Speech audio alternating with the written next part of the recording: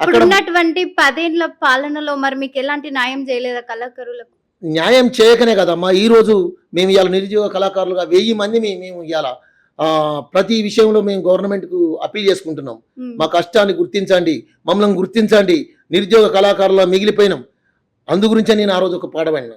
ఏం పాడినంటే, పాటలు వాడినం మేము ఆటలు ఆడినం, దరువులు ఏసినం ధూమ్‌ధాములు చేసినం, పల్లె సుద్దులు వేసినం జనాన్ని ఒకటిగా చేసినం, తెలంగాణ కోసను చూసినం మేము పోరుకు సైరను ఊదినం, దారుణాలెన్నో మేము చేసినం బారికేట్లు మేము దాటినం, దారుణాలెన్నో మేము చేసినం మేము బారికేట్లు మేము దాటినం, పాటలు వాడినం మేము ఆటలు ఆడినం, దరువులు వేసినం ధూమ్‌ధాములు చేసినం, కష్టమెంతో మేము చేసినం కడుపు కట్టుకొని ఆడినం, తెలంగాణ కోసం చూసినం ప్రజలకు వివరించి చెప్పినం, మా గొంతు కష్టము రాష్ట్రం కోసం కష్టం ఎంతో చేసినం, పాటలు పాడినం